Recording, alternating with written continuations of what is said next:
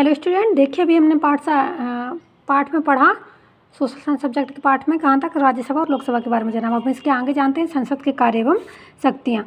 तो संसद का सबसे महत्वपूर्ण कार्य है कानून बनाना। यह देश के लिए कानून बनाती है। वह संघीय सूची के समस्त विषयों पर कानून बना सकते हैं। संसद का सबसे महत्वपूर्ण कार्य क्या होता है? कानून बनाना होता है। और यह देश के लिए कानून बनाती है। वह संघीय सूची के समस्त विषयों पर कानून बना सकते हैं। ठीक है। साथ ही समवर्ती सूची के विषयों तथा अवशिष्ट विषयों पर भी कानून बनाती है। ऐसे कानून सारे देश में लागू होते हैं। संसद के कार्य एवं शक्तियाँ इस प्रकार हैं। सबसे पहले देखिए संसद के कार्य और शक्ति यहाँ बताए गए हैं। सबसे पहला इसका कार्य है कानून बनाना। तो संसद को संघ सूची के 97 विषयों पर कानून बनाने का अधिकार है। वह समवर्ती सूची के सभी 52 विषयों पर कानून बना सकते हैं। ठीक है, आपको बताने की जरूरत नहीं है, इसमें सीधे सीधे लिखा हुआ है कि जो संसद की संघ सूची में 97 विषय पर क्या है, कानून बनाने का अधिकार है संसद को। और यह समवर्ती सूची के सभी 52 विषयों पर कानून बना सकती है। साथ ही अवशिष्ट विषयों की सूची पर भी समय समय पर कानून बना सकते हैं। फिर दूसरा आता है इसका कार्य और शक्ति संविधान संशोधन। तो संसद को संविधान में संशोधन करने का अधिकार है। हमारा संविधान 26 जनवरी 1950 से सारे देश में लागू हुआ है। विगत वर्षों में सारे विश्व में बहुत परिवर्तन हुए हैं।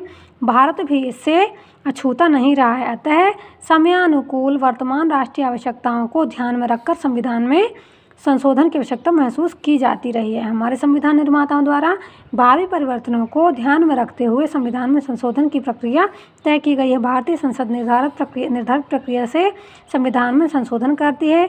संविधान में सितंबर 2016 तक 101 संशोधन किए जा सके हैं। ठीक है, आगे देखते हैं। अगला पॉइंट है मंत्रिपरिषद पर नियंत्रण। संसद का एक और कार्य है कि यह मंत्रिपरिषद पर नियंत्रण कर सकती है। तो केंद्रीय मंत्रिपरिषद का गठन संसद के सदस्यों के बीच ही किया जाता है।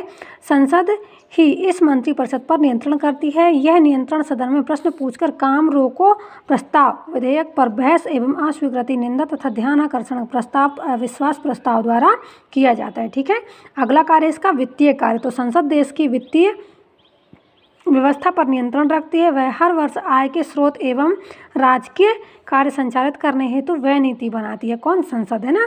इसके साथ ही बजट निर्धारित कर उसे स्वीकृत करती है। ऐसे विधेयक जिनका संबंध वित्तीय व्यवस्था से है उसे वित्त धन विधेयक कहते हैं। वित्त विधेयक राष्ट्रपति की अनुमति से ही लोकसभा में प्रस्तुत किया जाता है। फिर है अपना हमारे पास संसद का अधिवेशन। तो संसद के दोनों सदनों राज्यसभा एवं लोकसभा के प्रतिवर्ष 2 अधिवेशन होने अनिवार्य है।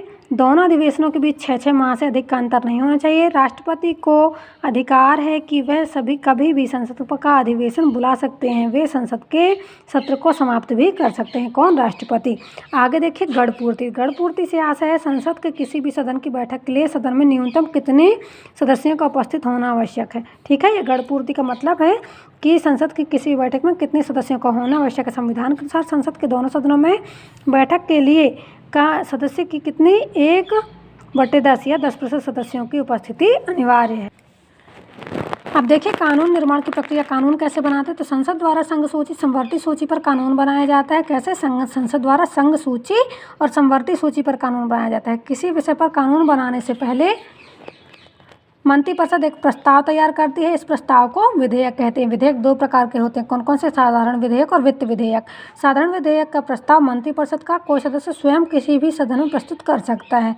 यह सरकारी विधेयक होता है। संसद का कोई भी सदस्य अपनी ओर से किसी भी सदन में विधेयक प्रस्तुत कर सकता है। इसे निजी विधेयक भी कहते हैं। ये विधेयक सदन के अध्यक्ष सभापति की अनुमति से सदन में प्रस्तुत किए जा सकते हैं। फिर वित्त विधेयक वित्त विधेयक के बारे में जानते हैं। वित्त विधेयक राष्ट्रपति की अनुमति से वित्त मंत्री लोकसभा में ही प्रस्तुत करता है। विधेयक का प्रथम वाचन क्या होता था? देखिए विधेयक का प्रथम वाचन सभापति की अनुमति से मंत्रिपरिषद का कोई सदस्य या सांसद सदन में विधेयक प्रस्तुत करता है। विधेयक प्रस्तुत करने वाले सदस्य प्रस्ताव व शीर्षक पढ़ते हैं। इस प्रस्ताव की प्रति उपस्थिति सभी सदस्यों को वितरित की जाती है। इस प्रस्ताव का केंद्रीय सरकार के शासकीय गजट में प्रकाशन होता है। सामान्यतः इस पर बहस नहीं होती। यह विधेयक का प्रथम वाचन होता है। फिर द्वितीय वाचक देखते हैं। तो द्वितीय वाचन के समय विधेयक पर विचार विमर्श होता है। सरकारी पक्ष एवं विपक्ष द्वारा इस विधेयक की उपयोगिता या अनुपयोगिता पर बहस होती है। विधेयक के प्रत्येक बिंदु एवं मुद्दों तथा निहित सिद्धांतों पर परिचर्चा होती है। विधेयक में संशोधन के प्रस्ताव भी रखे जाते हैं। संशोधनों पर मत विभाजन होता है। विधेयक में संशोधन हेतु बहुमत के आधार पर निर्णय होता है और संशोधन सहित तैयार विधेयक के पश्चात द्वितीय वाचन समाप्त होता है। ठीक है, अब आता है तृतीय वाचन। तो देखिए, हम जानते हैं तृतीय वाचन क्या होता है। द्वितीय वाचन के पश्चात विधेयक का प्रारूप निश्चित हो जाता है। तृतीय वाचन के समय विधेयक का प्रस्ताव सदन में एक प्रस्ताव रखा जाता है। प्रस्तावक सदन में एक प्रस्ताव रखता है। इस प्रस्ताव में वह सदन से विधेयक को स्वीकृत किए जाने का प्रस्ताव रखता है। इस समस्त विधेयक में संशोधन नहीं किए जाते हैं। सदन विधेयक को स्वीकार अथवा अस्वीकार भी कर सकता है। विधेयक पर मतदान के पश्चात तृतीय वाचन पूर्ण हो जाता है। यह विधेयक स्वीकृत हो जाता है तो उसे दूसरे सदन में स्वीकृत हेतु भेजा जाता है। दूसरे सदन में विधेयक का प्रथम, द्वितीय एवं तृतीय वाचन होता है। यदि विधेयक दूसरे सदन में भी स्वीकृत हो जाता है तो उस विधेयक को राष्ट्रपति की स्वीकृति के लिए भेजा जाता है। ठीक है, समझ में आया। पहले सदन में, फिर दूसरे सदन में भेजा जाता है। उसके बाद क्या होता है, जब ये स्वीकृत हो जाता है तब उसके बाद राष्ट्रपति के पास जाता है। राष्ट्रपति के हस्ताक्षर के पश्चात वह कानून बन जाता है। फिर वह विधेयक क्या होता है, जब दो सदनों से पास होकर राष्ट्रपति के पास जाता है और वहाँ भी स्वीकृत हो जाता है तो वह विधेयक उसके पश्चात क्या बन जाता है, कानून बन जाता है। इस कानून का संघ सरकार के राजकीय घटक में इस कानून का संघ सरकार के राजकीय गजट में प्रकाशन किया जाता है।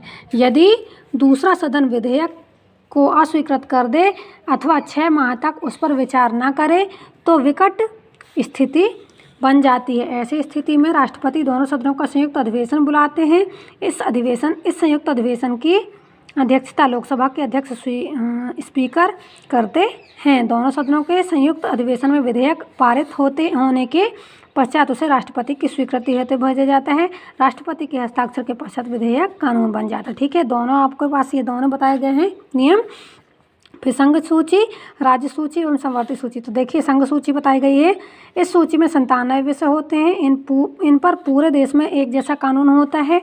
इन विषयों पर संसद ही कानून बनाती है। दर्शाए गए चार्ट के माध्यम से इसके अंतर्गत आने वाले विविध मुख्य विषयों एवं क्षेत्रों को समझा जाता है। तो देखिए, ये केंद्र या संघ सरकार का विषय होता है। इसमें कौन कौन सी है, संयुक्त राष्ट्र संघ, सेना, बैंक, प्राचीन इमारत, मुद्रा, बीमा, समुद्र यातायात, खनिज क्षेत्र, जनगणना, रेल, डाकता, दूर संचार, निर्वाचन, अंतर्राष्ट्रीय, ये होते हैं। ठीक है, इसके बाद देखते हैं राज्य सूची।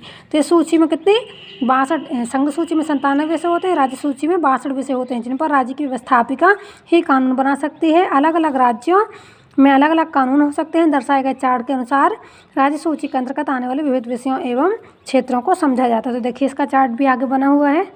ये देखिए, ये राज्य सूची का है। राज्य प्रांतीय सरकार के विषय, इसमें कौन कौन से होते हैं, सड़कें होती हैं, न्याय, स्थानीय शासन, स्वास्थ्य, पुलिस, जेल, कृषि, मनोरंजन, पशु चिकित्सा और सिंचाई है। ये किसके, राज्य सरकार के अंतर्गत आते हैं। आप देखिए समवर्ती सूची। तो समवर्ती सूची जिसमें संघ एवं राज्य के बराबर अधिकार हों, समवर्ती सूची में 52 विषय हैं। इन विषयों पर संघ तथा राज्य दोनों ही कानून बनाने का अधिकार रखते हैं। तो देखिए, केंद्र और राज्य सरकार दोनों के नियम है। ये सिंचाई, बिजली, यहाँ से देखिए वन, पर्यावरण, उद्योग, मजदूर, औद्योगिक विवाद, मूल नियंत्रण, दंड विधि, दत्तक एवं उत्तराधिकार, शिक्षा, अखबार, विवाह एवं ये इसमें सभी सम्मिलित है। ठीक है, तो यदि दोनों के कानून बनाने में मतभेद है तो ऐसी स्थिति में संसद द्वारा बनाए गए कानून ही मान्य होते हैं। ठीक है, यहाँ हमारे पाठ समाप्त होता है। अब हम इसके अगले वीडियो में इसके अभ्यास प्रश्न हल करेंगे। धन्यवाद। आप पढ़िए जब तक, किसी और समझिए।